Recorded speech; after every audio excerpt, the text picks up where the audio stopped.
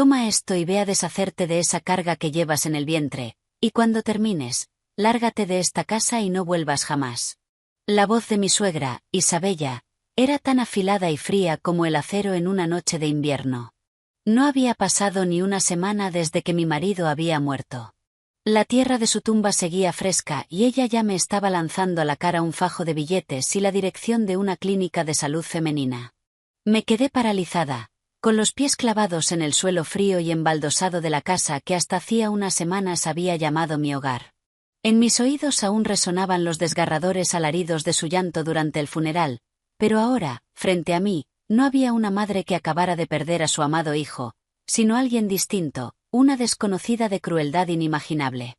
Mi mano temblorosa se apoyó instintivamente sobre mi vientre de 4 meses, donde crecía el primer hijo de Alex y mío.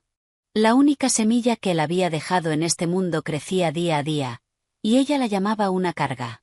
Hacía poco más de una semana, mi vida era un sueño perfecto, como el que cualquier joven desearía. Mi nombre es Sofía. Soy maestra de infantil en un pueblo tranquilo del valle de Willamette, en Oregón. Mi vida cambió de verdad cuando conocí a Alex. Él era ingeniero civil y había llegado a mi pueblo por un proyecto que gestionaba su empresa. Era maduro, amable, con una calidez especial en sus palabras. Decía que amaba mi ternura, mi autenticidad, mi sonrisa y la paciencia con la que trataba a los niños. El día que me pidió matrimonio, mi familia lloró de alegría. Mis padres son solo agricultores, viticultores para ser exactos, que han trabajado duro toda su vida, deseando únicamente un buen marido, un puerto seguro para su hija, y Alex, a los ojos de todos, era el puerto más sólido. Mi suegra, Isabella, también parecía apreciarme mucho al principio. La primera vez que fui a su casa adosada en Nueva York, me sostuvo la mano largo rato, elogiando sin cesar lo bonita y buena que era. Decía que su familia no deseaba nada más que una nuera virtuosa que supiera cuidar del hogar. Incluso me dijo que la considerara como a mi propia madre, que le contara cualquier cosa sin dudar, y yo la creí. Antes de continuar, si estás aquí es porque te gustan las historias donde las acciones tienen consecuencias reales. Suscríbete ahora y activa la campanita para no perderte ninguna historia como esta. Creí ingenuamente que era increíblemente afortunada, que la buena suerte de mis antepasados me había permitido encontrar una familia política maravillosa. Nuestra boda se celebró con la bendición de todos. Seguí a Alex a la ciudad para vivir en un apartamento espacioso que, según él, era un regalo de bodas de sus padres. Mi vida en los días siguientes estuvo llena de felicidad. Alex me amaba y me mimaba en exceso, sabiendo que yo era nueva en la ciudad. Me llevaba a pasear cada fin de semana, mostrándome cada calle, cada rincón de los barrios. Nunca me dejaba hacer trabajos pesados. Siempre decía que las manos de una maestra eran para cuidar niños, no para tareas arduas. Cuando le conté la noticia de mi embarazo, me abrazó con fuerza, dándome vueltas por el salón. Apoyaba la oreja en mi vientre y susurraba palabras de amor al niño que aún no estaba del todo formado. En ese momento pensé que era la mujer más feliz del mundo, pero la felicidad fue fugaz y la tormenta llegó una tarde fatídica. Alex dijo que tenía que marcharse de repente a una obra en las montañas rocosas, prometiendo que volvería pronto. Le planché cada camisa y le pedí que tuviera cuidado en la carretera, pero solo 2 días después recibí una llamada de su empresa. Dijeron que el todoterreno en el que viajaba con varios compañeros había sufrido un accidente al bajar un puerto de montaña y que nadie había sobrevivido. Mi mundo entero se derrumbó. No recuerdo cómo llegué al lugar del accidente ni cómo identifiqué su cuerpo. Todo fue un borrón de lágrimas y dolor desgarrador. Me desmayé y cuando desperté estaba en un hospital. A mi lado, mi suegra lloraba desconsoladamente, me abrazaba y decía, «Sofía, Alex se ha ido de verdad. ¿Cómo vamos a vivir tú y yo ahora?» En ese momento sentí algo de consuelo, pensando que en medio de la tragedia al menos la tenía a ella, alguien en quien apoyarme. El funeral de Alex se celebró en un ambiente de luto. Yo era como un fantasma, solo sabía arrodillarme junto a su ataúd y llorar hasta quedarme sin lágrimas. Pero en cuanto se marcharon los últimos invitados y solo quedó la familia en la casa, mi suegra cambió. Ya no lloraba. Se sentó en el sofá y me miró con una frialdad desconocida, empezó a culparme y a reprocharme, dijo que yo era un mal augurio, que había traído la mala suerte a su hijo, que desde que se había casado conmigo su negocio empezó a ir cuesta abajo y que ahora había perdido la vida, dejándola a ella, una pobre viuda, completamente sola. Me quedé atónita, incapaz de creer lo que estaba oyendo. Intenté explicarme, pero me cortó, me quitó las llaves de la casa y del coche y dijo que a partir de ahora ella gestionaría todo, que yo no podía decidir nada por mi cuenta. Intenté ser paciente, pensé que el dolor por la muerte de su hijo la había desequilibrado, me dije que debía comprenderla y estar a su lado en esos momentos, pero ella tomó mi paciencia como debilidad. Cada día se volvía más despótica. Me obligaba a hacer todas las tareas del hogar, limpiar, lavar, cocinar para los familiares que venían a dar el pésame, y en las comidas solo me daba pan duro y agua, diciendo que una mujer parásita como yo ya tenía suerte de llevarse algo a la boca. Apreté los dientes y me tragué las lágrimas, consolándome pensando que tenía que ser fuerte por el niño que llevaba en mi vientre, por la única sangre que Alex había dejado en este mundo, hasta que llegó la cumbre de la crueldad aquella mañana, el momento que conté al principio de esta historia. Tras lanzarme el fajo de billetes, subió directamente las escaleras, metió toda mi ropa en una vieja maleta y la tiró por la puerta. «Fuera», gritó, y el portazo resonó por toda la casa, cerrando de golpe todos los recuerdos felices y arrojándome a la calle, indefensa, sin dinero, con solo dolor, desesperación y una pequeña vida creciendo en mi cuerpo exhausto. Me quedé allí, bajo el implacable sol de la ciudad, con el fajo de billetes temblando en mi mano, llorando sin parar. ¿Qué debía hacer ahora? ¿Volver a mi pueblo y hacer sufrir a mis padres ancianos, o ir a esa clínica, hacer lo que ella decía y renunciar a mi hijo? No lo sabía, de verdad no lo sabía. Cuando una mujer es empujada al abismo, cuando el amor y la confianza se hacen añicos, o se derrumba o encuentra una fuerza extraordinaria para levantarse. El sol de Nueva York caía sobre mi cabeza, pero solo sentía un frío helado extendiéndose desde mi corazón por todo el cuerpo. Permanecí inmóvil en medio de la acera abarrotada, aferrando el arrugado fajo de dinero y el papel con la dirección de la clínica que mi suegra me había metido en la mano. El rugido del tráfico, las risas y conversaciones a mi alrededor parecían pertenecer a otro mundo, un mundo al que ya no pertenecía. Yo era una isla solitaria, a la deriva en un mar de extraños, sin rumbo, sin apoyo. ¿A dónde podía ir ahora? ¿A mi ciudad natal en Oregón? No podía. No podía presentarme así, con este aspecto miserable, con este vientre creciendo delante de mis padres ancianos. Ellos habían estado tan felices por mí, tan orgullosos de su yerno ingeniero, que si supieran la verdad, que su hija estaba siendo tratada peor que un animal por su familia política, no lo soportarían. O tal vez debería ir a esa clínica. Miré el papel en mi mano y las letras parecían bailar burlándose de mi dolor. Deshazte de esa carga. Las palabras de Isabella resonaron en mis oídos, afiladas como cuchillos, y mis ojos se llenaron de lágrimas otra vez. Este es mi hijo, la sangre de Alex, el único recuerdo vivo que me dejó. ¿Cómo podía ser tan cruel? Pero si lo conservaba, ¿de qué iba a vivir? Una mujer embarazada, sin hogar, sin dinero, sin parientes en esta ciudad enorme, ¿qué podía hacer? Caminé y caminé sin rumbo hasta que mis piernas se agotaron y mi vientre empezó a doler a intervalos. Me detuve en un banco de piedra bajo un árbol y me desplomé, abrazándome el vientre con fuerza, como si temiera que alguien me lo arrebatara. Observé a la gente pasar, todos parecían tener prisa, todos tenían un lugar al que volver, solo yo no tenía hogar. Lloré por mi destino miserable, por mi marido fallecido y por mi hijo no nacido, que ya sufría la ausencia de su padre y estaba a punto de ser repudiado por su propia abuela. Al cabo de un largo rato, me sequé las lágrimas. No podía morir, no podía derrumbarme allí, y aunque tuviera que tomar la decisión más dolorosa, debía comprobar una última vez que mi hijo estuviera sano. No fui a la dirección que me dio mi suegra, no quería pisar un lugar donde ella seguramente ya lo había arreglado todo, así que pedí indicaciones en la calle y encontré una pequeña clínica privada escondida en un callejón estrecho, con un letrero descolorido por el tiempo. Elegí ese sitio por su discreción y quizá porque encajaba con mi situación desesperada. El médico que me atendió era un anciano de cabello gris y gafas gruesas, pero con unos ojos increíblemente amables y perspicaces. Me miró a mí y luego a mi vientre abultado y con una voz profunda y cálida me dijo que me sentara y que le contara qué me ocurría. Yo solo negué con la cabeza. Mi voz se quebró y dije que quería una ecografía.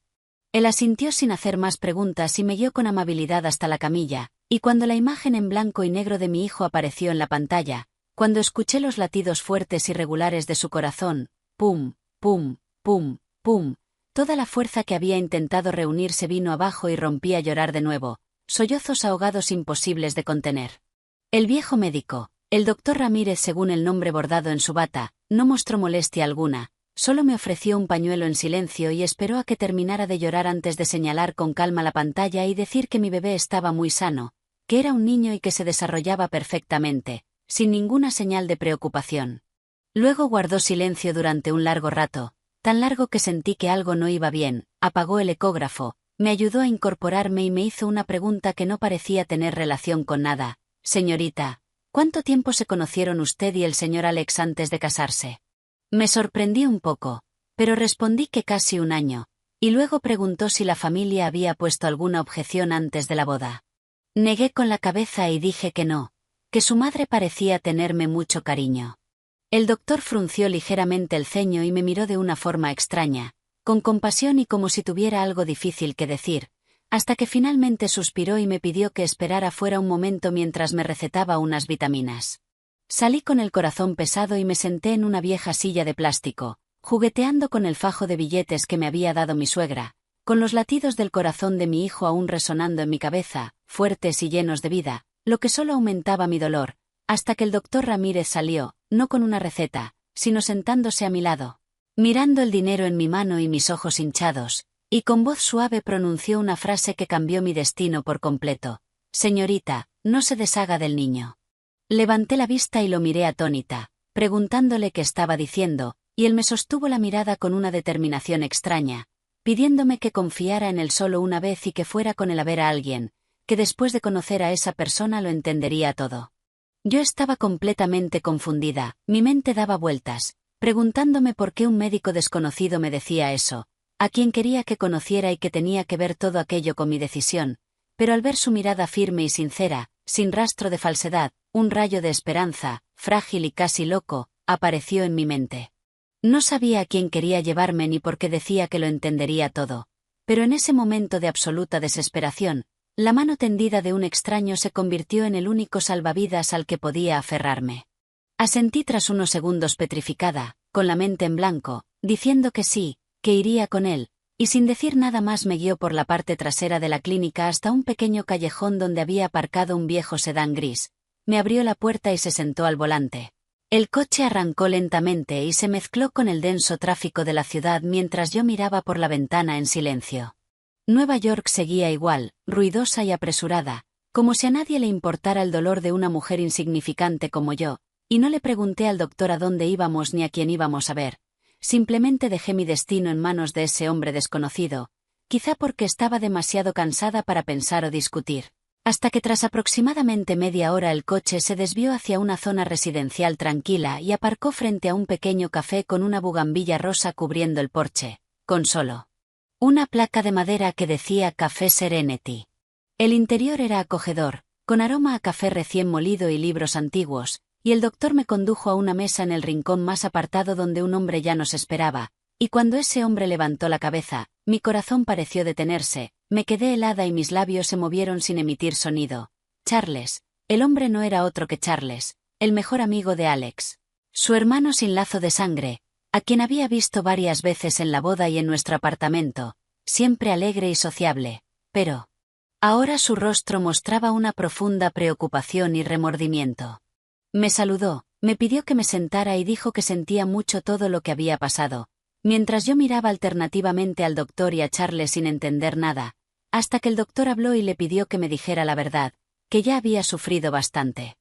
Charles me ofreció una taza de té caliente y me pidió que me calmara, advirtiéndome de que lo que iba a contarme sería muy impactante, y tras respirar hondo, con voz grave y pesada, pronunció las palabras que me partieron en dos: Sofía, Alex no está muerto.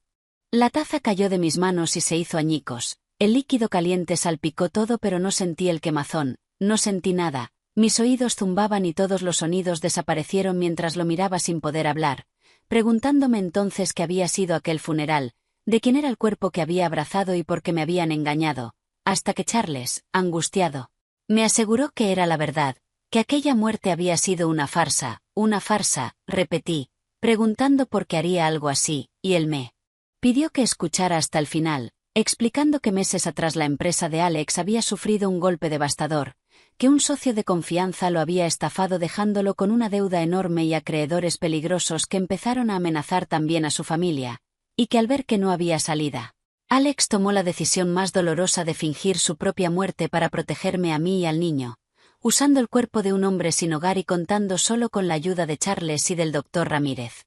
Yo escuchaba entre lágrimas, reviviendo el dolor de la pérdida mezclado con shock, rabia y un pequeño rayo de alegría al saber que mi marido estaba vivo, pero entonces una pregunta afilada como una cuchilla cruzó mi mente y dejé de llorar.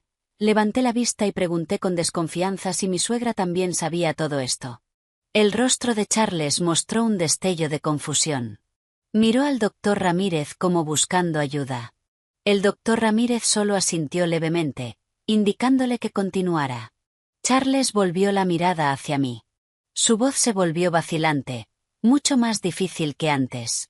Sofía, esto es más complicado de lo que crees. La señora Isabella no solo lo sabía.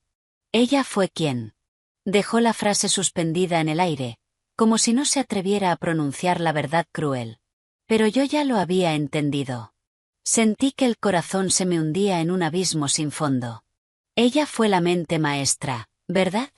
Susurré, con la voz temblorosa pero clara. Charles no respondió, pero su silencio fue la respuesta más estruendosa. Mi mundo volvió a ponerse patas arriba. Si hacía apenas unos minutos lloraba, conmovida por el sacrificio de mi marido, ahora temblaba ante una verdad todavía más terrible. Mi suegra, la mujer que yo creía que se había vuelto cruel por el dolor, resultó ser la directora de toda aquella tragedia. ¿Por qué?, pregunté, con la voz a punto de romperse. ¿Por qué lo hizo? Alex es su hijo. ¿Por qué iba a fingir la muerte de su propio hijo y después tratar así a su esposa y a su nieto? Charles suspiró y me ofreció otro pañuelo. Porque, Sofía, el plan original de la señora Isabella no era como se desarrolló. Se deformó por su propia codicia y crueldad. Charles empezó a contarme otra historia, una versión de la verdad que jamás habría imaginado. Era cierto que Alex tenía problemas financieros. Era cierto que debía mucho dinero, pero no lo perseguía la mafia.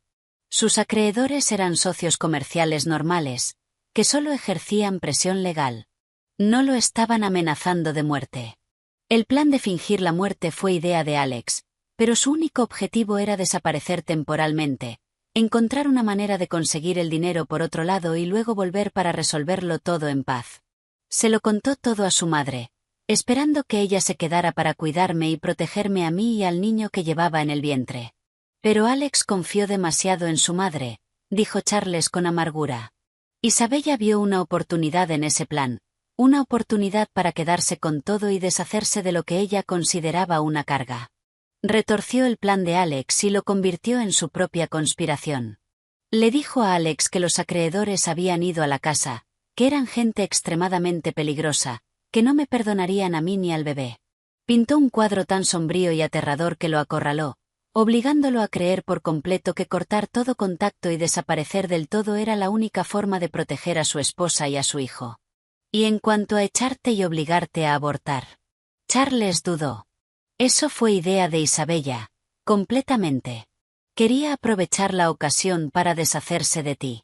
Nunca te aceptó de verdad. Siempre despreció tu origen, creyendo que no eras digna de su hijo y de ese bebé que llevabas dentro. Para ella no era su nieto, era una molestia, una espina que había que arrancar para que, en el futuro, Alex pudiera reconstruir su vida con otra mujer, una más rica, que pudiera ayudarlo a pagar la deuda. Yo escuchaba con el cuerpo entero congelado. Cada palabra de Charles era como una aguja al rojo vivo perforándome el corazón. Resultó que su crueldad no era una actuación, era real. Su duelo por la supuesta pérdida de su hijo era falso, pero su frialdad y su crueldad hacia mí eran auténticas. Había usado la tragedia de su propio hijo para ejecutar su plan egoísta. Nos había engañado no solo a mí, sino también a Alex, a todos. ¿Cómo podía una madre ser tan despiadada? Prefería que su hijo viviera atormentado, lleno de remordimientos, con tal de que su propio nieto no naciera, solo para satisfacer sus cálculos y sus prejuicios de clase. Ya no podía llorar. El dolor parecía haber superado el límite de las lágrimas. Ahora, dentro de mí, solo había una indignación extrema y una sensación infinita de asco. ¿Y dónde está Alex ahora? Pregunté con voz ronca. Charles negó con la cabeza. No lo sé con certeza, yo tampoco. Después de preparar todo, se fue siguiendo las instrucciones de Isabella. Cree que está haciendo lo correcto para protegerte. No tiene ni idea de que, en casa, su propia madre te está empujando a la muerte. Charles sacó un teléfono viejo del bolsillo. Este es el teléfono que Alex usó para contactarme antes de irse.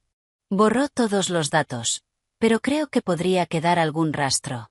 Me dijo, si le pasa algo malo a Sofía, dáselo. Tomé el teléfono temblando. Era como la caja de Pandora, guardando a la vez esperanza y secretos dolorosos. Supe que, desde ese instante, mi lucha no sería solo encontrar a mi marido. También sería desenmascarar el verdadero rostro de una mujer que llevaba la máscara de madre devota. Reclamar justicia para mí, para mi hijo y para el esposo que estaba siendo engañado por su propia madre. Pero no sabía que, al encender ese teléfono, descubriría una verdad aún más terrible. Una conspiración que no solo me apuntaba a mí, sino también a la vida de Alex. Al salir del café Serenity, mi corazón era un torbellino. La sensación de haber recuperado a mi marido de entre los muertos apenas se había asentado cuando quedó aplastada por la verdad sobre el rostro demoníaco de mi suegra. No volví a la habitación miserable que había alquilado temporalmente. Ya no era segura.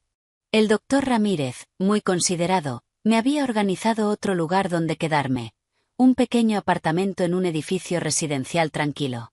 Alex le había pedido que lo preparara por adelantado, por si algo salía mal, dijo. Esas palabras me volvieron a clavar en el corazón. Él había calculado cada paso para protegerme, pero no pudo prever la crueldad de su propia madre. Me quedé sola en el apartamento limpio y ordenado. La luz del atardecer entraba por la ventana, dibujando franjas brillantes en el suelo, pero no lograba calentar el hielo que llevaba dentro. Miré el viejo teléfono de Alex sobre la mesa. Estaba quieto, negro y brillante, como una puerta misteriosa hacia un mundo que yo nunca había conocido. Tenía miedo, mucho miedo, de que al abrirlo me obligara a enfrentar otra verdad dolorosa.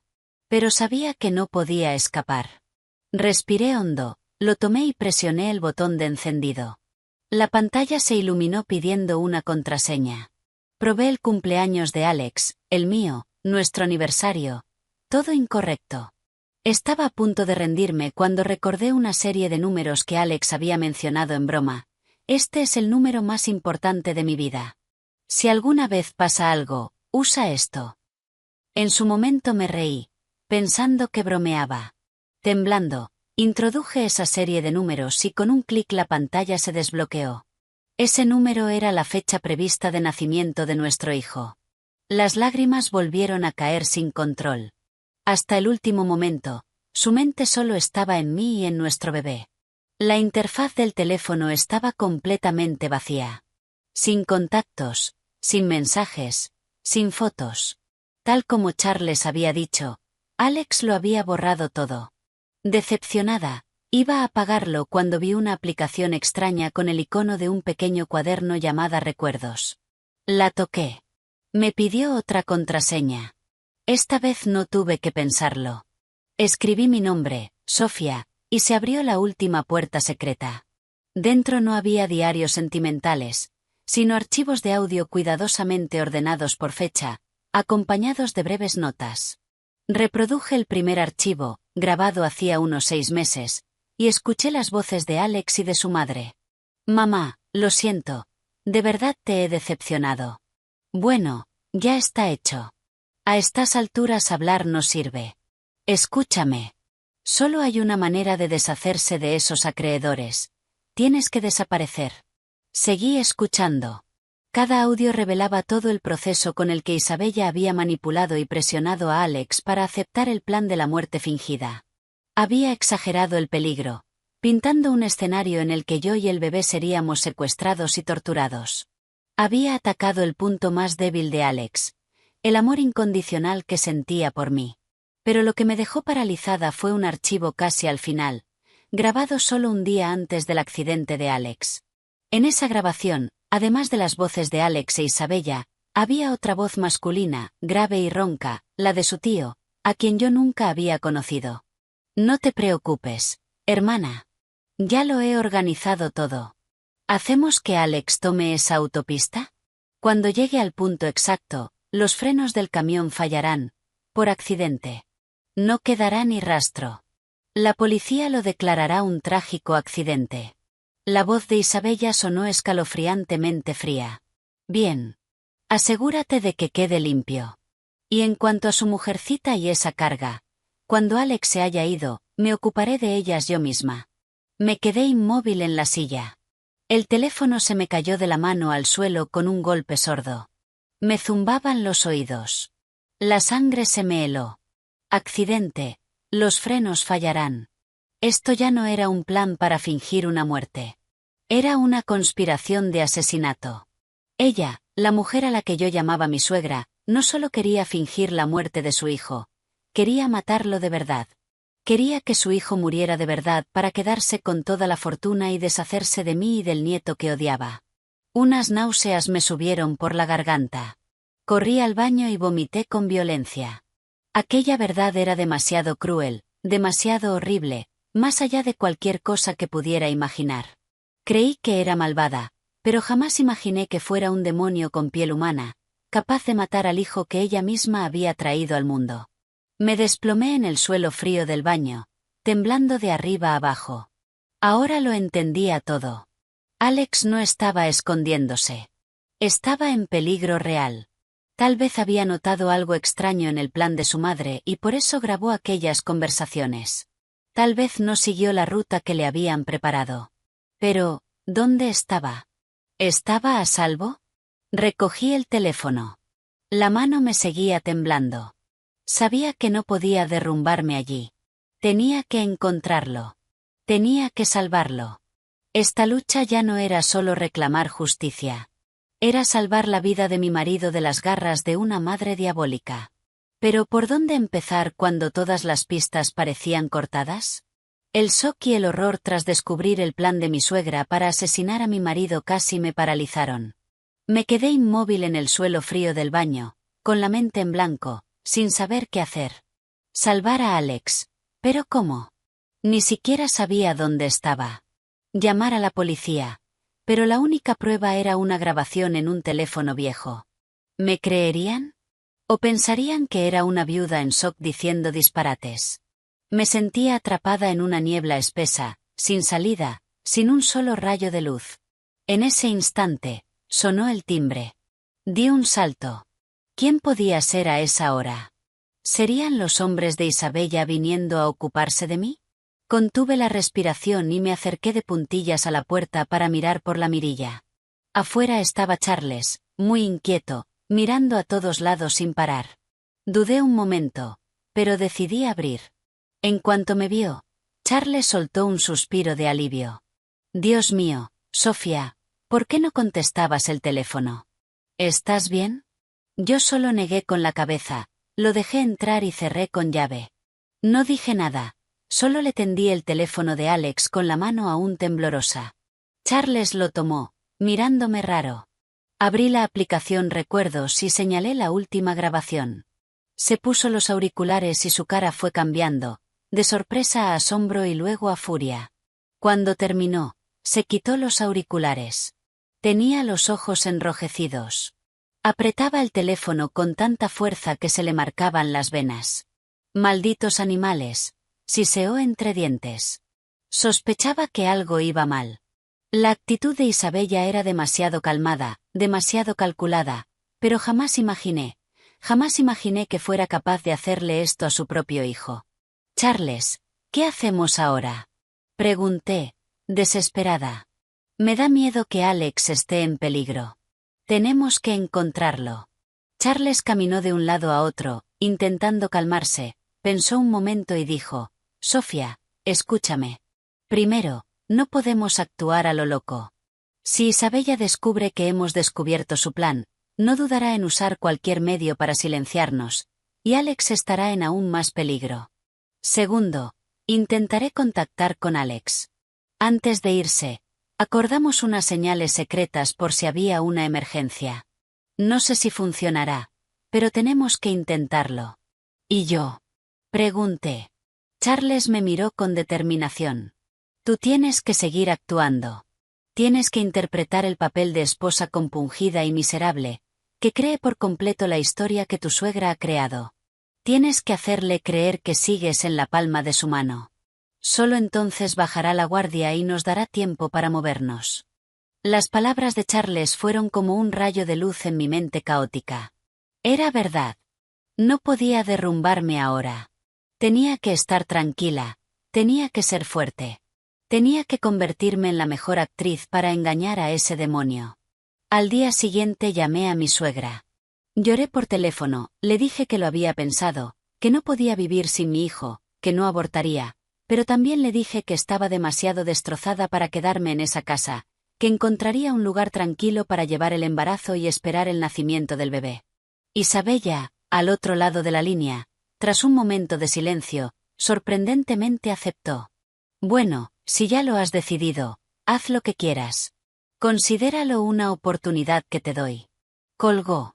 Yo sabía que no accedía por compasión, sino porque mi desaparición haría su plan aún más perfecto. Una viuda tan consumida por el dolor que se marcha y no vuelve jamás, un guión demasiado creíble. En los días siguientes, Charles y yo empezamos una carrera contra el tiempo. Charles, a través de sus contactos, intentaba seguir las pocas pistas que Alex pudiera haber dejado. Por mi parte, empecé mi propia investigación. Recordé cada detalle de mis días con Alex. Frases sueltas, lugares que había mencionado, amigos a los que veía poco. Y entonces, un recuerdo borroso me atravesó. Un retiro. Él dijo que era donde su abuela materna había pasado sus últimos años. Dijo que era un lugar muy tranquilo, lejos del mundo. Incluso bromeó, si algún día nos cansamos demasiado, nos retiraremos aquí. En su momento me reí, pero ahora mi instinto me decía que había algo allí. Busqué rápidamente información en Internet. Se llamaba el Retiro de San Judas, en lo profundo de las montañas Adirondack, a casi un día en coche desde la ciudad, un lugar prácticamente aislado del mundo exterior. ¿Podría estar allí? Se lo conté a Charles. Él también lo vio como una pista valiosa. Alex quería mucho a su abuela. Ese podría ser el único lugar seguro que se le ocurriera, dijo Charles. Pero el camino es largo y peligroso. Y tú estás embarazada. No puedes ir. Déjame ir a mí. Negué con la cabeza. No. Tengo que ir. Tengo que verlo con mis propios ojos. Además, si vas tú solo, quizá no se muestre, pero si estoy yo, tal vez confíe más. Tras discutirlo un rato, Charles aceptó por fin, con la condición de que el doctor Ramírez nos acompañara para cuidarme. El viaje para rescatar a mi marido acababa de empezar. Pero yo no sabía que aquel viaje hacia las montañas salvajes no sería solo una búsqueda, sino otra trampa esperándonos, y que el cazador esta vez era alguien que jamás habría imaginado. La decisión estaba tomada. No podíamos perder ni un segundo. Esa misma noche preparamos el viaje hacia los Adirondack. Charles organizó el alquiler de una furgoneta amplia y discreta. El doctor Ramírez preparó meticulosamente un botiquín completo, desde medicación y vitaminas para el embarazo hasta suministros de emergencia. Yo solo empaqué un par de prendas holgadas y, lo más importante, el viejo teléfono de Alex. Era mi talismán, la única prueba capaz de cambiar el rumbo de todo. Al amanecer del día siguiente, mientras la ciudad aún estaba envuelta en la neblina de la mañana, nuestro coche salió en silencio, dejando atrás la metrópolis ruidosa y conspiradora. Yo iba en el asiento trasero, con la mano apoyada instintivamente en el vientre. Mi pequeño parecía percibir la tensión de su madre. Me dio una patadita suave, como si quisiera consolarme. Miré por la ventana. Los edificios altos quedaron atrás, dando paso a campos verdes y a las conocidas carreteras rurales. Una sensación indescriptible me inundó. Iba camino de salvar a mi marido, a quien todo el mundo creía muerto. Un viaje tan absurdo como heroico. Durante el trayecto casi no hablamos. El doctor Ramírez se giraba de vez en cuando para preguntarme si estaba cansada, si necesitaba descansar. Charles se concentraba en conducir, con el rostro tenso y decidido. A veces me miraba por el retrovisor, con una expresión llena de preocupación y un toque de remordimiento. Yo sabía que se culpaba por no haber visto antes el verdadero rostro de Isabella, por haber permitido que yo sufriera sola. El viaje duró casi 2 días. El paisaje fue cambiando sin parar, de llanuras fértiles a colinas onduladas y, por fin, a las carreteras de montañas sinuosas y peligrosas de los Adirondack. Cuanto más nos adentrábamos, más puro y frío se volvía el aire. Pequeños pueblos de piedra se aferraban a las laderas. El humo subía perezoso de las chimeneas, una escena pacífica que contrastaba por completo con la tormenta que me desgarraba por dentro. Por fin, en una tarde gris, después de preguntar varias veces, llegamos al pie de la montaña donde comenzaba el sendero que subía al retiro de San Judas. El retiro se aferraba a la cima, apareciendo y desapareciendo entre las nubes.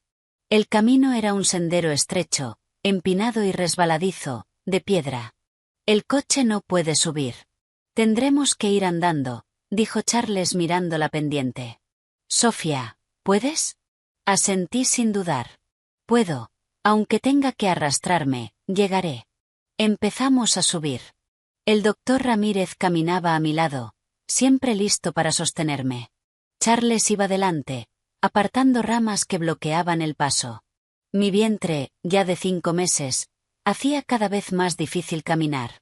Con cada paso me faltaba el aire. Pero cada vez que pensaba en Alex, en que quizá estuviera allí arriba solo y en peligro, encontraba fuerzas para seguir. Después de casi 1 hora luchando cuesta arriba, por fin vimos ante nosotros el portón antiguo del retiro. No era grande. Estaba construido por completo de piedra y madera, con un aire solemne cubierto de musgo. El silencio era tan profundo que se podía oír caer las hojas y el murmullo de un arroyo lejano. Un par de monjes ancianos barrían hojas en el patio. Al vernos, juntaron las palmas, inclinaron la cabeza y siguieron con su trabajo. Fuimos directos a la capilla principal. El abad, un hombre de más de 70 años, con barba y cabello blancos, meditaba frente al altar. Al vernos, abrió lentamente los ojos. Eran amables y brillantes. Pax vobiscum, peregrinos, quienes vienen de tan lejos deben de estar cansados, dijo con una voz cálida y resonante. Charles juntó las manos con respeto. Padre, venimos buscando a alguien. Se llama Alex. Puede que haya venido a quedarse aquí hace aproximadamente 1 semana. El abad nos miró en silencio, uno por uno. Su mirada se detuvo en mí y en mi vientre abultado durante largo rato. Finalmente negó con la cabeza. Lo siento, peregrina. Nunca he oído ese nombre, y no hemos tenido huéspedes que hayan pedido quedarse recientemente. Sentí que el corazón se me hundía. Toda la esperanza, todo el esfuerzo de la subida, pareció evaporarse. Nos habíamos equivocado. Alex no estaba allí. La decepción fue tan grande que casi me caí. El doctor Ramírez me sostuvo rápido. En ese instante entró corriendo un novicio joven, juntó las palmas y se dirigió al abad. Padre, el huésped de la celda del ala oeste me ha pedido que baje al pueblo a comprar unas medicinas. El abad asintió. Ve, hijo mío. El novicio se giró para irse, pero Charles lo detuvo. Un momento, joven. ¿Podrías decirme cómo es el huésped del ala oeste? Respondió el novicio con inocencia. Es alto. Parece muy amable. Lleva aquí solo unos días. Dijo que vino a encontrar paz. Ah, y también me dijo que, si alguien pregunta, diga que aquí no hay nadie. El corazón se me puso a 1000. Era él. Tenía que ser él. Charles y yo nos miramos, incapaces de ocultar la alegría. Dimos las gracias rápidamente al abad y nos dirigimos hacia el ala oeste. Pero justo cuando salíamos de la capilla, una voz conocida y escalofriante sonó a nuestra espalda. ¿Buscando a Alex? No hace falta que lo busquen. No está aquí. Nos giramos de golpe. Allí, apoyado contra un viejo tejo, estaba el doctor Ramírez. Pero su mirada ya no era amable ni benevolente. En su lugar, había una sonrisa fría, misteriosa y peligrosa. En ese instante, el tiempo pareció detenerse. Me quedé paralizada, mirando al doctor Ramírez, el hombre en quien había confiado, en cuyas manos había puesto mi destino. La sonrisa de sus labios era retorcida, helada, completamente ajena a la imagen del médico bondadoso que yo había conocido. La atmósfera pacífica de aquel retiro antiguo se volvió de repente opresiva, cargada de peligro. Charles fue el primero en reaccionar. Dio un paso al frente y se colocó entre el doctor y yo, con la voz tensa. «Doctor Ramírez, ¿qué significa esto?» El doctor Ramírez no le respondió a Charles. Sus ojos estaban clavados en mí, una mirada que ahora reconocía, no como compasión, sino como el triunfo de un cazador viendo a su presa caer en la trampa. «Cariño, eres más lista de lo que pensaba», dijo, con esa voz profunda y cálida, pero ahora teñida de burla, una burla que me heló la sangre. «Creí que irías dócilmente a la clínica que te recomendó tu suegra. No esperaba que acabaras en la mía. La verdad es que, es el destino». «Tú», exclamé, con la voz temblorosa. «Tú montaste esta trampa. Me trajiste aquí a propósito, doctor Ramírez». Él soltó una carcajada seca que retumbó en el silencio del patio del retiro. «Muy lista. Pero ya es tarde. Alex no está aquí. Nunca ha estado aquí. Este lugar es solo una trampa que preparé para atraerte». «¿Por qué?», rugió Charles. «Usted era amigo del padre de Alex. ¿Por qué hace esto? ¿Por qué se alió con Isabella para hacerle daño?» «¿Amigo, doctor?», se burló Ramírez con desprecio. «El padre de Alex y yo nunca fuimos amigos. Lo odio. Lo odio con todo mi ser. Y he esperado 30 años para esta oportunidad». Entonces empezó a contar una historia del pasado, una historia llena de odio y traición. Resultó que, en su juventud, el doctor Ramírez y el padre de Alex habían sido mejores amigos, habían levantado un negocio desde cero, pero cuando la empresa empezó a prosperar, el padre de Alex lo traicionó, le robó todas sus participaciones y lo dejó en la calle sin un céntimo, y no solo eso. También usó engaños para arrebatarle a la mujer que el doctor Ramírez más amaba, la que después se convertiría en la madre de Alex. «Ese hombre me lo quitó todo», siseó el doctor Ramírez, con los ojos enrojecidos. «Me tomó años reconstruir mi carrera para llegar a donde estoy hoy. Juré que haría pagar a toda su familia. Que probarían lo que se siente al perderlo todo, igual que yo entonces». Su plan de venganza había sido preparado con una precisión diabólica. Se acercó a Isabella, aprovechándose de su codicia y de su estupidez, convirtiéndola en una pieza de su juego. Él era quien movía los hilos. «Ella cree que es tan lista, pero no es más que una marioneta estúpida», se mofó el doctor Ramírez. «¿Y Alex? Alex es igual que su padre. Tonto e ingenuo. Entró directo en la jaula que le preparé». «Entonces, ¿dónde está Alex?», pregunté, con la voz rota por la desesperación. El doctor Ramírez me miró y su sonrisa se volvió aún más sádica. «Está en un lugar muy seguro, un lugar del que jamás podrá volver. Y tú, querida, tú y esa carga que llevas dentro, pronto os uniréis a él». En cuanto terminó de hablar, 4 hombres corpulentos y amenazantes salieron de detrás de los árboles que nos rodeaban. Charles me empujó rápidamente detrás de él, adoptando una postura defensiva.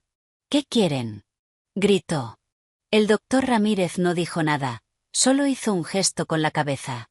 Los 4 se lanzaron sobre nosotros. Charles luchó con valentía.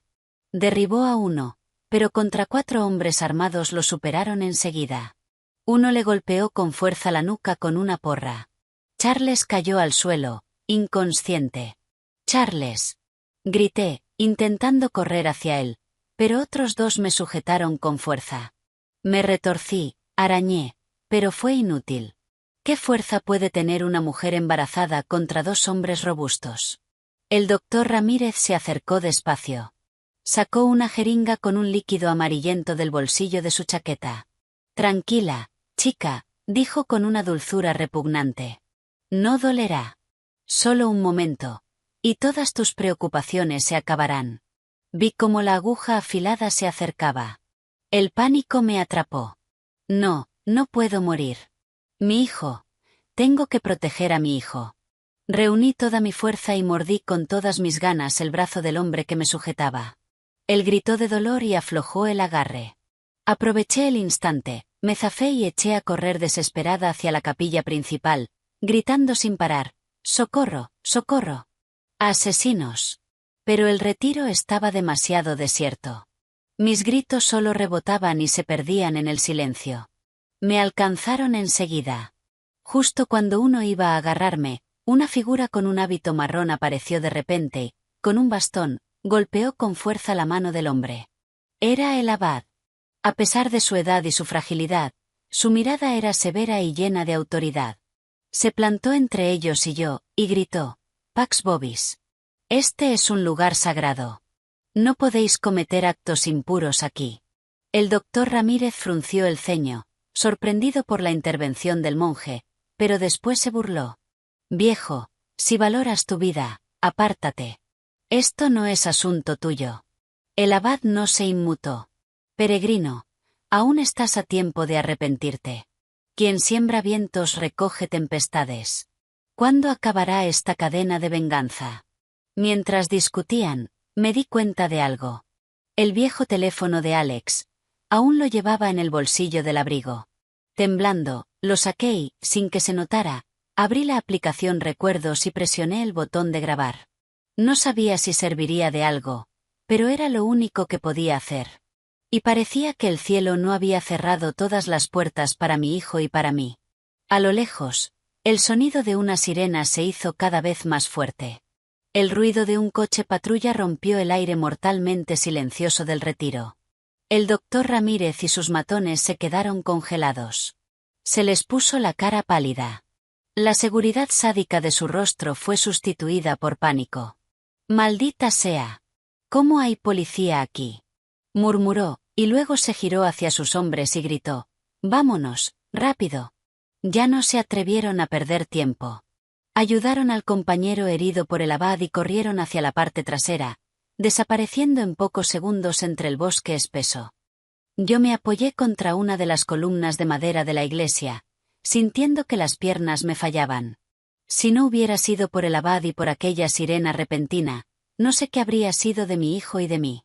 Unos minutos después, un grupo de policías uniformados, junto con varios detectives de paisano, irrumpió en el patio. El que iba al frente, un teniente de rostro firme, se acercó deprisa. «Hemos recibido un aviso sobre un posible homicidio aquí. ¿Está todo el mundo bien?».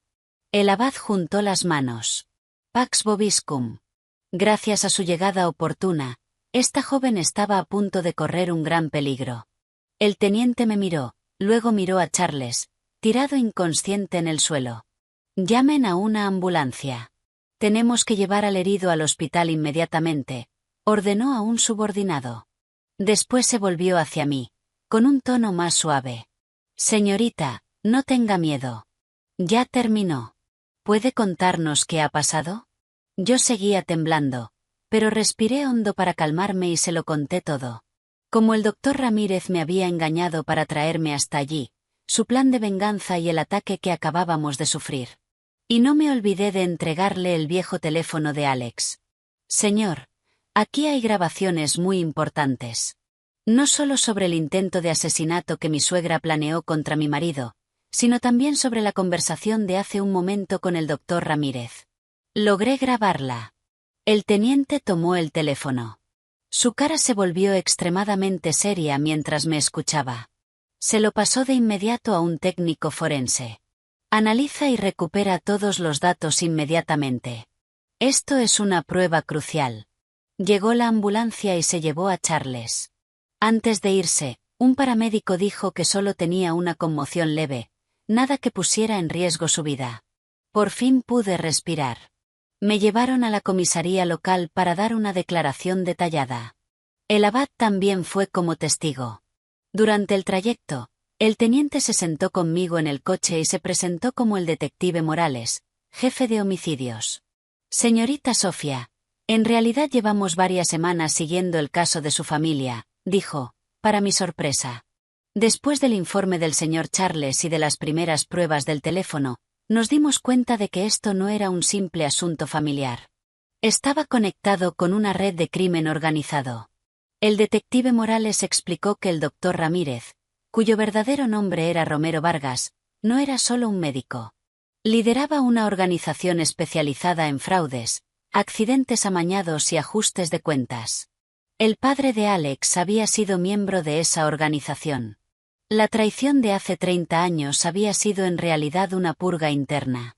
El padre de Alex lo traicionó, se quedó con todo el dinero ilegal y dejó que Romero cargara con la culpa y fuera a prisión.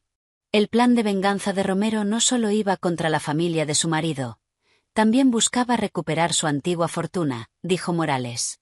Su suegra, Isabella, era solo una pieza que él utilizó. Y su marido, Alex, era el objetivo principal. Entonces, ¿Alex está a salvo, señor? Pregunté, angustiada. Morales me miró con una expresión compleja. Aún no hemos podido localizarlo, pero estamos seguros de algo, no se fue al extranjero, como afirmó su madre. Sigue en el país, y es probable que lo tengan retenido en algún lugar. Se me encogió el corazón. El miedo volvió a apretarme. Pero, ¿cómo supieron venir al retiro a tiempo? Morales sonrió. Gracias a un mensaje de texto. Esta mañana recibimos un mensaje anónimo de un número desconocido. Solo decía, Retiro de San Judas. Salven a alguien. Nos movilizamos de inmediato. Por suerte, llegamos a tiempo. Un mensaje anónimo. ¿Quién sabía el plan de Romero y avisó a la policía? Un torbellino de preguntas volvió a mi cabeza. Pero fuera quien fuera, yo le debía la vida. Esa persona nos había salvado a mi hijo y a mí. La investigación se aceleró. Con las grabaciones del teléfono de Alex, la policía tuvo pruebas suficientes para emitir una orden de búsqueda nacional contra Romero Vargas y sus cómplices. Su foto apareció en todos los medios. Isabella y su hermano, al enterarse, se derrumbaron. No podían creer que la persona en quien habían confiado fuera el enemigo mortal de la familia, y un criminal peligroso. Lo confesaron todo, como Romero se les había acercado y manipulado, y el plan del accidente. Pero el paradero de Alex seguía siendo un misterio. Cada día que pasaba, mi esperanza se apagaba un poco más. Tenía miedo. Miedo de no volver a verlo nunca. ¿Qué haríamos mi hijo y yo? Pero una semana después, justo cuando estaba a punto de perder toda esperanza, una llamada inesperada de un hospital en un condado montañoso remoto encendió una luz tenue. Dijeron que acababan de ingresar a un paciente, víctima de un accidente de coche, con amnesia y sin identificación. La única seña distintiva era una cicatriz larga en el brazo izquierdo. Una cicatriz larga en el brazo izquierdo. El corazón se me detuvo un instante. Recordaba esa cicatriz perfectamente. Un recuerdo de la universidad, cuando Alex se cayó de la moto una vez llevándome de paquete. Se había convertido en una marca inconfundible. ¿Está cerca del codo? Pregunté temblando, aferrándome a esa esperanza frágil. Sí, señorita, respondió la enfermera al otro lado. El paciente tiene múltiples traumatismos, sobre todo en la cabeza, que le han provocado una amnesia temporal. Está despierto ahora, pero no recuerda quién es. No recuerda nada. Ya no escuché nada más. Me zumbaban los oídos. Las lágrimas me corrían por la cara. Esta vez eran lágrimas de alegría y esperanza. Estaba vivo. Mi marido estaba vivo de verdad. Avisé enseguida al detective Morales. Él envió de inmediato a 2 detectives conmigo a ese hospital para confirmar la identidad. El viaje hasta ese hospital rural fue incluso más largo que el del retiro, pero no sentí cansancio. Solo sentía el corazón golpear con una expectativa ansiosa por verlo de nuevo, por tenerlo delante. Cuando llegamos ya era de noche. El hospital era pequeño, viejo y mal equipado. Seguí las indicaciones de la enfermera, acelerando el paso. La puerta de la habitación 102 se abrió lentamente. Allí, en una cama blanca de hierro, estaba él. Aunque tenía el rostro demacrado, más delgado, y la cabeza vendada, lo reconocí al instante. La misma frente alta, la nariz recta, los labios finos que tanto amaba. Estaba incorporado, apoyado en las almohadas, con la mirada perdida hacia la ventana, una mirada vacía, sin alma. Alex, llamé en voz baja, con la voz quebrada. Él se giró despacio y me miró con los ojos de un completo extraño, una mirada sin una sola chispa de reconocimiento. Me miró a mí, luego a mi vientre abultado, con curiosidad, pero sin reconocerme. Se me rompió el corazón. Me había olvidado de mí de verdad. Había olvidado a la esposa que llevaba a su hijo en el vientre. Me acerqué y me senté en el borde de la cama. Estiré la mano para tocarle el brazo, donde estaba la cicatriz familiar, pero él retiró la mano ligeramente, un reflejo defensivo ante una desconocida. «Disculpe, ¿quién es usted?», preguntó con una voz áspera y débil. Yo intenté contener un sollozo, forcé una sonrisa. Yo soy Sofía. Soy tu esposa. Él frunció el ceño, incrédulo. ¿Mi esposa? Yo no recuerdo nada. Los detectives en la puerta no dijeron nada, solo observaron en silencio. Yo sabía que no era el momento de llorar. Tenía que ayudarlo a recordar. Empecé a contarle nuestra historia. Desde la primera vez que nos vimos en mi pueblo, nuestras citas, el día que me pidió matrimonio, nuestra boda feliz. Le hablé del hijo que íbamos a tener, de lo feliz que él estaba. Cuanto más hablaba, más lloraba. Él solo escuchaba en silencio. Su mirada seguía perdida, pero parecía que algo se movía, una emoción mínima. Cuando terminé, entró un médico. Dijo que la lesión de Alex era muy compleja. La recuperación de la memoria podría tardar mucho, y quizá ni siquiera la recuperaría por completo. Al oírlo, el corazón se me hundió otra vez, pero no me permití desesperar. Mientras estuviera vivo, mientras estuviera a mi lado, aunque no me recordara, jamás me rendiría. En los días siguientes pedí quedarme en el hospital para cuidarlo. No quería separarme de él ni un segundo. Cada día le contaba con paciencia nuestras historias, le mostraba nuestras fotos, le cocinaba los platos que antes le encantaban, esperando que un sabor familiar despertara algo. Pero la respuesta era siempre su silencio y su mirada vacía. Mientras tanto, la investigación policial avanzaba a pasos agigantados. Con la declaración de Isabella y las pruebas reunidas, habían reducido los posibles escondites de Romero. El detective Morales me dijo que Romero era un zorro viejo, astuto, que no sería fácil atraparlo. Pero también creía que la justicia, aunque lenta, siempre llega. Una tarde, mientras yo pelaba una manzana para Alex, él habló de repente. «Dices que eres mi esposa, entonces, ¿por qué? ¿Por qué estoy aquí solo? ¿Por qué nadie más ha venido a verme?» Su pregunta me dejó congelada. Yo nunca le había contado la conspiración de su madre y del doctor Ramírez. Tenía miedo de que fuera un golpe demasiado fuerte en su estado. Solo le dije que la familia estaba ocupada con asuntos importantes y no podía venir. Pero parecía que, incluso sin memoria, su instinto seguía intacto. Me miró, y su mirada ya no era la de un extraño total, sino que tenía un matiz de examen. ¿Me estás ocultando algo? Yo no supe qué responder. Bajé la cabeza y seguí pelando la manzana en silencio. No sabía que esa misma pregunta sería la llave que abriría una puerta cerrada con cerrojo en su memoria, y que la verdad que estaba a punto de recordar estaría ligada a un secreto aún más sorprendente: la identidad de la persona que avisó a la policía para salvarme aquel día. La pregunta de Alex me retumbaba en la cabeza y no me dejaba encontrar paz. Había perdido la memoria, pero su instinto era increíblemente agudo. Yo sabía que no podría ocultárselo para siempre. Por dolorosa que fuera la verdad, tenía derecho a saberla. Pero, ¿cómo contárselo, si cada detalle de esa historia podía ser una puñalada para su mente ya frágil? Decidí empezar por lo más simple. Esa noche, Después de que la enfermera lo revisara, me senté a su lado en la cama y le tomé la mano. Alex, sé que tienes muchas preguntas. No voy a ocultarte nada más, pero necesito que me prometas que, pase lo que pase, te mantendrás tranquilo, ¿de acuerdo? Él me miró, aún con duda, pero al final asintió levemente. Empecé a hablar despacio, intentando que la voz no me temblara. No le conté de inmediato el plan de asesinato de su madre y del doctor Ramírez. Solo le hablé de las dificultades de su empresa, de su decisión de fingir su muerte para protegerme. Le conté mi dolor, creyendo que lo había perdido para siempre. Le conté cómo me trató su madre después.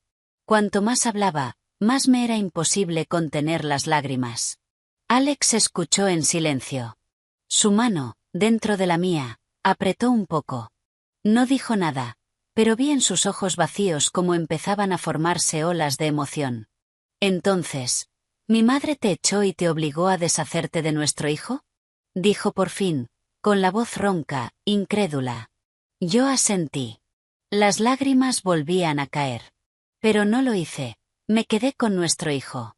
Él miró mi vientre, luego me miró a mí con una expresión increíblemente compleja, una mezcla de dolor, culpa y un atisbo de gratitud. Despacio levantó la mano, como para tocar mi vientre, pero la retiró a mitad de camino. Soy un marido horrible, murmuró. Era la primera vez desde que despertó que usaba el pronombre yo para referirse a sí mismo. Un cambio pequeño, pero que encendió una gran esperanza dentro de mí. Tal vez su memoria estaba volviendo. Unos días después, la salud de Alex mejoró notablemente. Ya podía caminar solo por la habitación. Cada día yo seguía a su lado, insistiendo con nuestras historias. Parecía que los recuerdos dulces iban llenando poco a poco el vacío de su mente. Empezó a recordar fragmentos sueltos, la imagen de mi sonrisa en nuestra boda, la sensación de la primera patada de nuestro hijo en mi vientre. Cada vez me apretaba la mano con fuerza, pidiéndome perdón una y otra vez. Mientras tanto, fuera, la caza de Romero continuaba sin descanso. El detective Morales me dijo que Romero era un criminal extremadamente astuto, que cambiaba de escondite constantemente y hacía el trabajo muy difícil, pero también me aseguró que la red se estaba cerrando, que su captura no tardaría. Una mañana, mientras yo leía un libro a Alex, él se incorporó de golpe, sujetándose la cabeza con ambas manos, con el rostro retorcido de dolor. Alex, ¿qué pasa? Exclamé alarmada, sosteniéndolo. No respondió, solo apretó los ojos y murmuró palabras ininteligibles. El camión, esa carretera. Ramírez. Entonces abrió los ojos de par en par y me miró. Su mirada ya no estaba vacía. Estaba llena de puro horror y reconocimiento. Sofía. Sofía, ya lo recuerdo, dijo con la voz temblorosa. Lo recuerdo todo, aquel día. No fue un accidente. Alguien intentó matarme. Su memoria había vuelto. No los recuerdos dulces, sino el más aterrador de todos. Me contó que, el día del accidente, mientras conducía por la carretera solitaria que su madre le había indicado, sintió que algo no cuadraba. Revisó en secreto la ubicación en su teléfono y descubrió que esa carretera no llevaba al lugar que su madre le había dicho. Y justo entonces recibió un mensaje extraño. Da la vuelta inmediatamente. Es una trampa. Pero ya era demasiado tarde. Un camión apareció por detrás a toda velocidad y embistió su coche. Solo tuve tiempo de girar el volante y sacar el coche de la carretera. Hacia el precipicio, dijo Alex, aún temblando. Después, ya no recuerdo nada hasta que desperté en este hospital. ¿Un mensaje extraño? ¿Quién te lo mandó? Pregunté, con el corazón desbocado. Alex frunció el ceño, intentando recordar. No lo sé. Era un número no guardado. Pero recuerdo que, antes de irme, le di mi número de teléfono de respaldo a una persona. Alguien en quien confiaba, alguien que podría ayudarte si me pasaba algo. Le dije que, si no podía contactarme, avisara a la policía. Me quedé helada. ¿Quién era esa persona?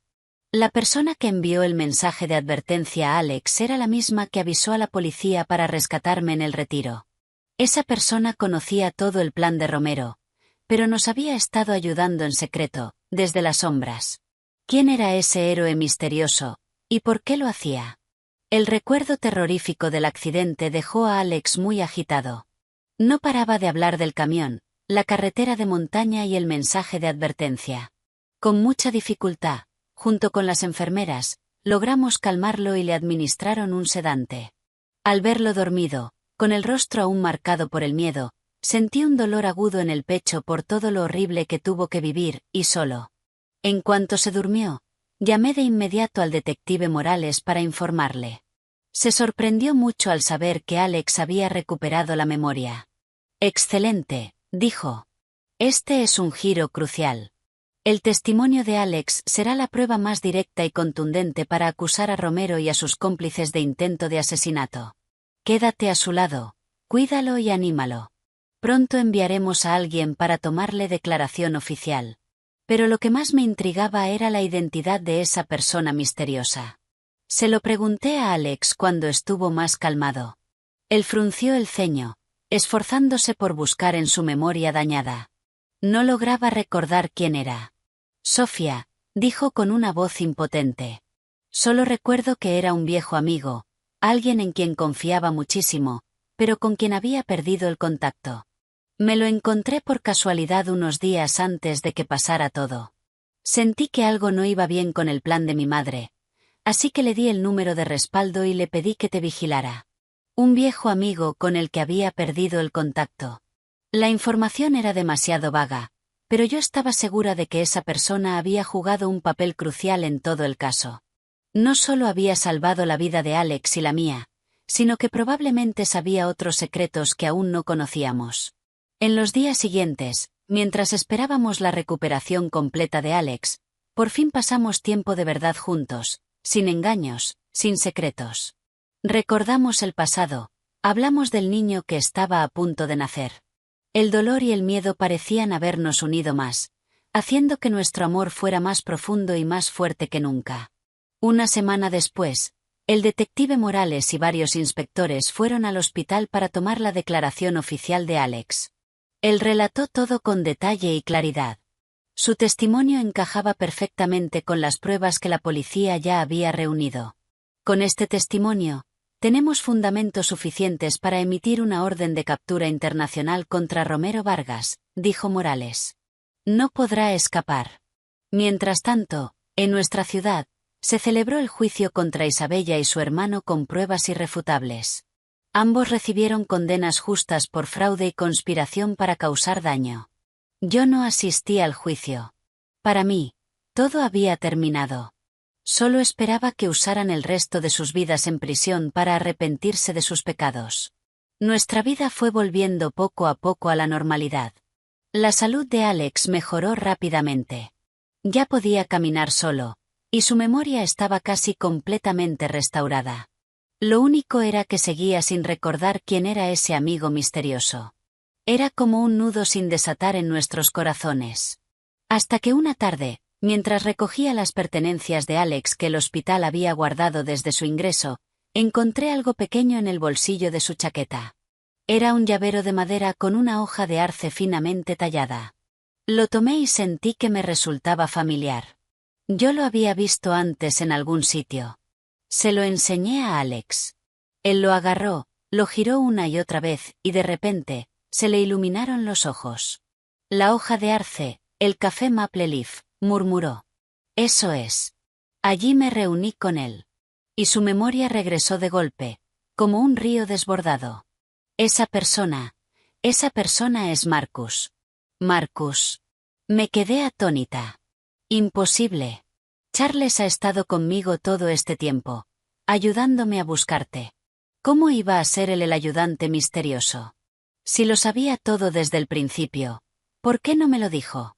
No, el Charles que tú conoces, explicó Alex deprisa. Se llama igual, pero es otra persona. Marcus fue mi mejor amigo en la universidad, pero su familia se mudó al extranjero y perdimos el contacto. Me lo encontré por casualidad en ese café. Marcus, un nombre completamente desconocido para mí. Pero entonces, ¿por qué nos ayudó? ¿Y por qué eligió hacerlo en silencio? En ese instante, sonó mi teléfono. Era un número desconocido. Dudé un momento, pero contesté. ¿Hola? Sofía, soy Marcus. Una voz masculina, profunda y desconocida sonó al otro lado. Creo que ya es hora de que nos veamos. Me quedé helada. El héroe misterioso por fin se mostraba. Pero, ese encuentro traería respuestas, o abriría la puerta a otro secreto impactante. Aquella llamada inesperada del hombre llamado Marcus me dejó tan conmocionada como expectante.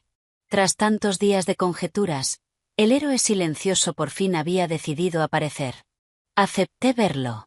Quedamos para la tarde siguiente en el mismo café Maple Leaf donde él y Alex se habían reencontrado por casualidad. Alex quiso venir conmigo, pero me negué.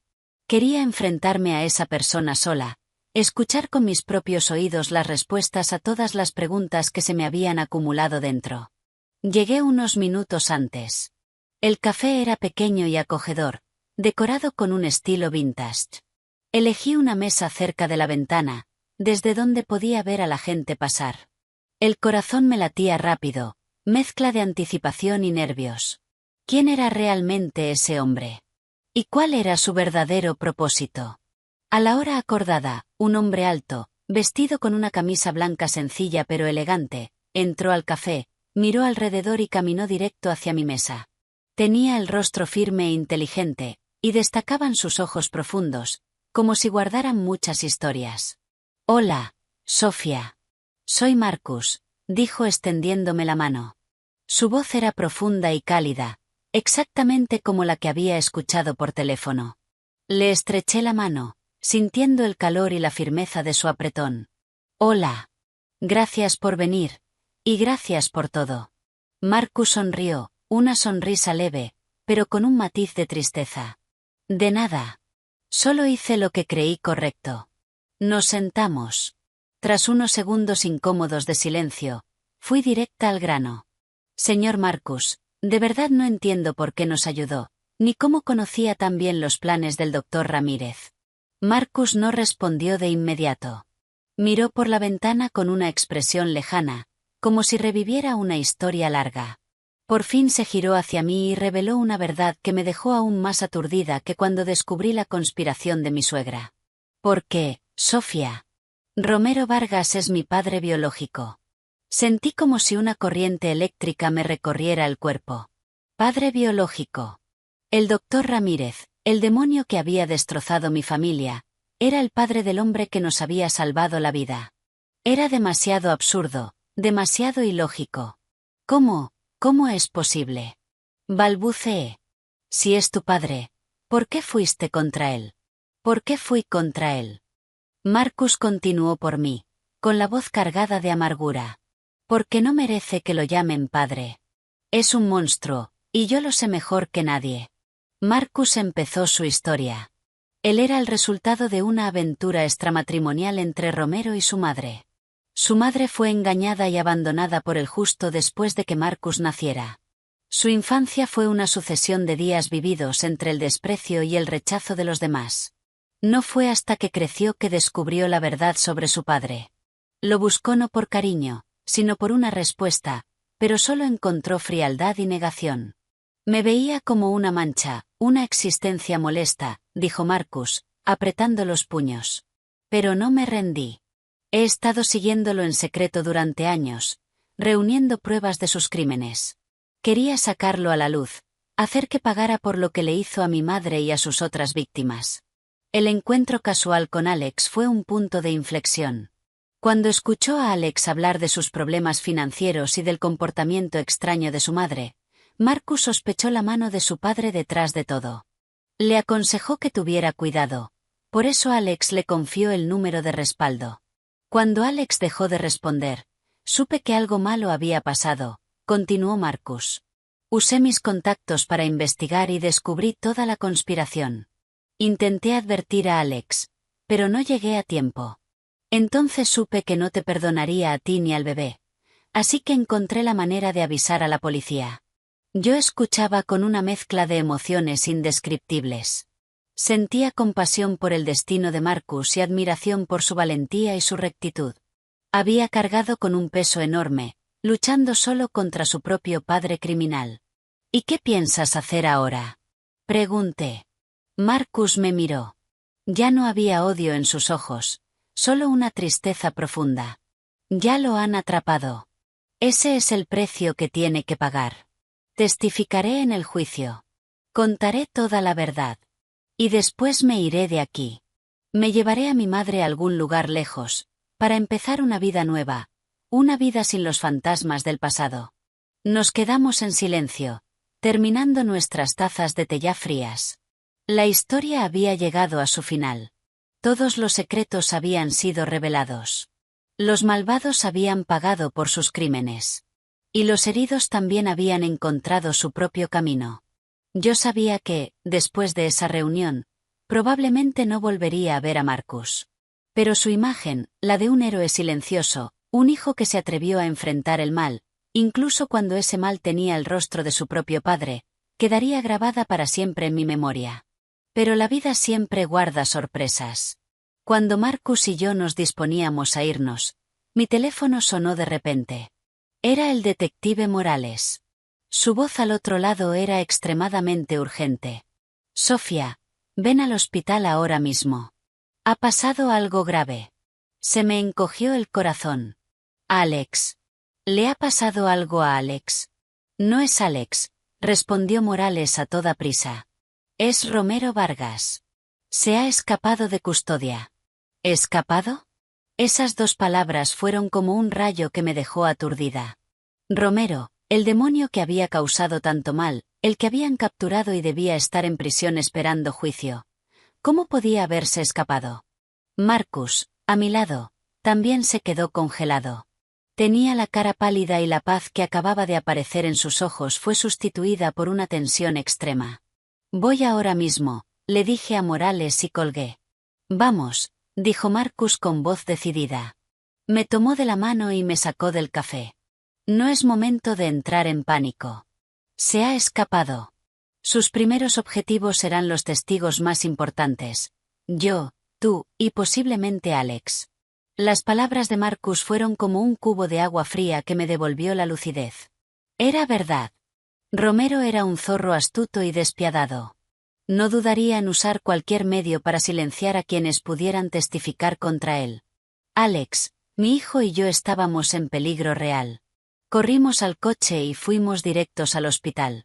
Durante todo el trayecto, Marcus no paraba de hablar por teléfono, probablemente con sus contactos, para obtener más información.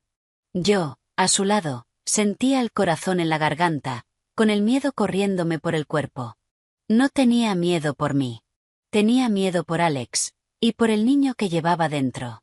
Cuando llegamos al hospital, la zona ya estaba acordonada por la policía. El detective Morales nos esperaba en la entrada, con el rostro serio. En cuanto nos vio, se acercó deprisa. Gracias a Dios están bien, dijo con un alivio evidente. ¿Qué ha pasado? ¿Cómo pudo escaparse? Preguntó Marcus sin rodeos. Morales suspiró. Fingió un infarto. Aprovechó el traslado al hospital para tratamiento. Se coordinó con algunos de sus hombres que lo esperaban afuera. Atacaron a los agentes que lo custodiaban y huyeron. Lo tenían todo planeado. ¿Y Alex? Pregunté, angustiada. Está a salvo, nos tranquilizó Morales. Hemos puesto vigilancia 24 horas en su habitación. No podrá acercarse. Pero el problema es que no podemos protegerlos para siempre. Romero está suelto. Está como una bestia acorralada. Se volverá extremadamente peligroso. Marcus apretó los puños. Entonces, ¿qué hacemos? ¿Esperar aquí a que venga por nosotros? No, negó Morales. Tenemos que adelantarnos. Necesitamos averiguar a dónde podría ir. El lugar que él considere más seguro. El lugar más seguro, donde se escondería un fugitivo. Y entonces recordé un detalle de una conversación que había oído en el teléfono de Alex, la grabación entre Isabella y su hermano. Habían mencionado un lugar.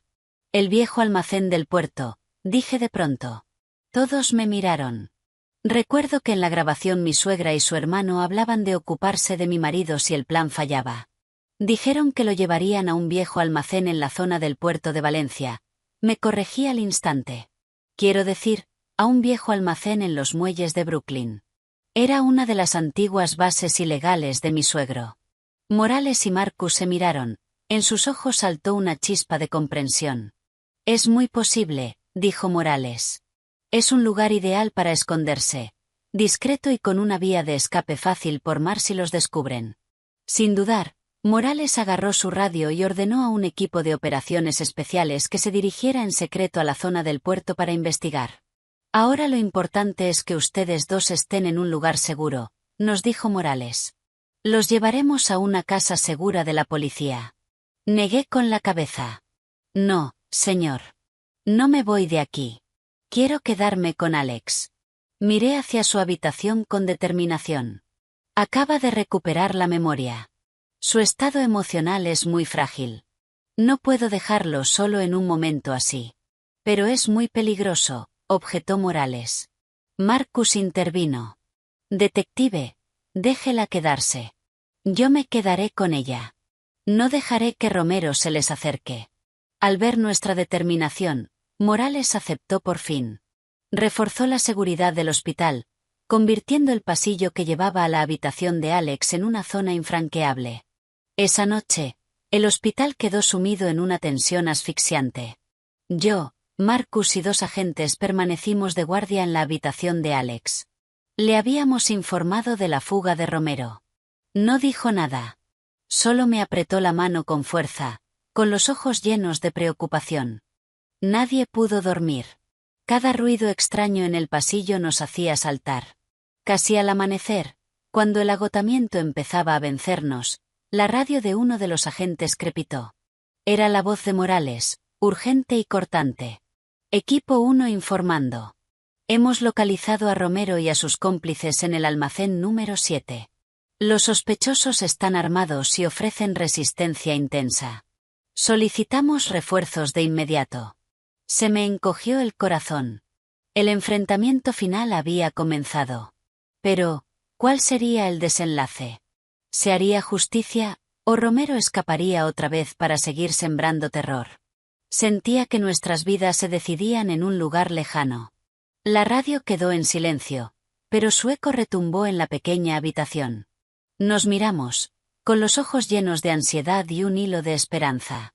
La batalla se acercaba al final, pero no sabíamos cómo terminaría. Alex me apretó la mano con fuerza. No dijo nada, pero en su mirada se veía una preocupación extrema.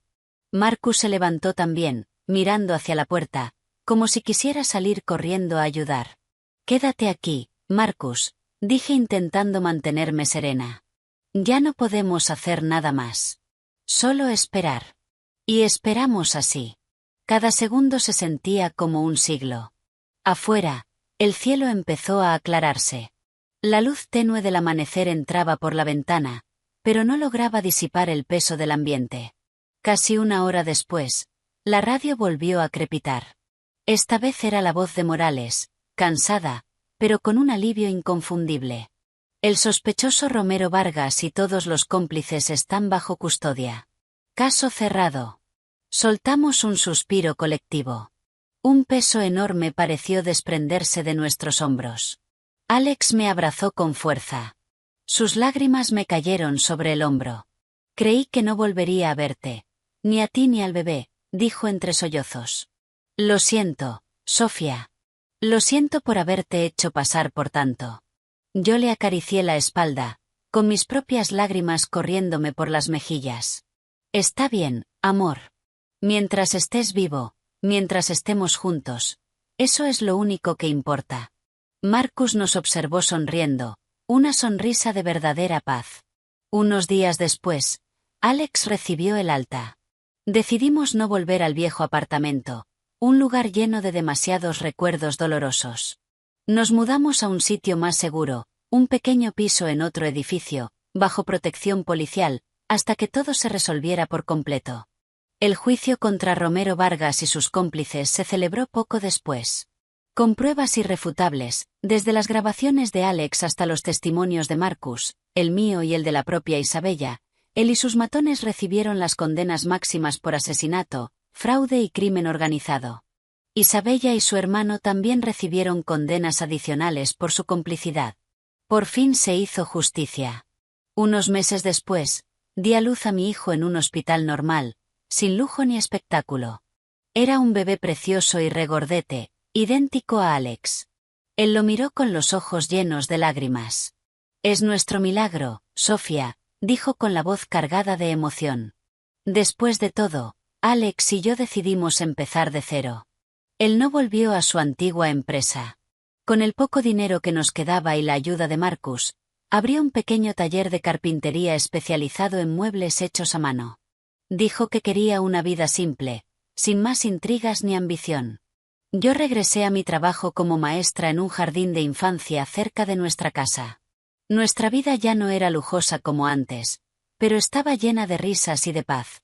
El verdadero doctor Ramírez, el médico bondadoso que me ayudó, se convirtió en un miembro indispensable de nuestra pequeña familia. Venía a vernos a menudo, cuidando de mi salud y del bebé como si fuera un abuelo adoptivo. Charles, el mejor amigo de Alex, también pasaba con frecuencia. ¿Y Marcus? Marcus encontró un nuevo trabajo, una nueva vida, libre de los fantasmas del pasado. Él y su madre se mudaron de la ciudad a un pueblo costero tranquilo, buscando la serenidad que tanto merecían. Pasaron los años. Nuestro hijo creció sano e inteligente. Alex y yo le contábamos a menudo nuestra historia, las tormentas que habíamos atravesado y cómo lo habíamos logrado juntos. Le enseñamos sobre la bondad, el coraje y que la justicia siempre prevalece, por mucho que tarde. Una tarde, mientras estábamos en el pequeño jardín de nuestra nueva casa, Alex me tomó la mano. «Sofía, ¿recuerdas lo que una vez te dije? Si algún día nos cansamos demasiado, nos retiraremos al retiro de San Judas». Yo sonreí, apoyando la cabeza en su hombro. «Lo recuerdo. Pero ahora siento que no necesito retirarme a ningún sitio. Porque donde sea que estemos, mientras te tenga a ti y a nuestro hijo, ya he encontrado mi paz». Alex nos abrazó a los dos con fuerza. Nos miramos y en nuestros ojos ya no había miedo ni dolor, solo amor, comprensión y una fe inquebrantable en el futuro.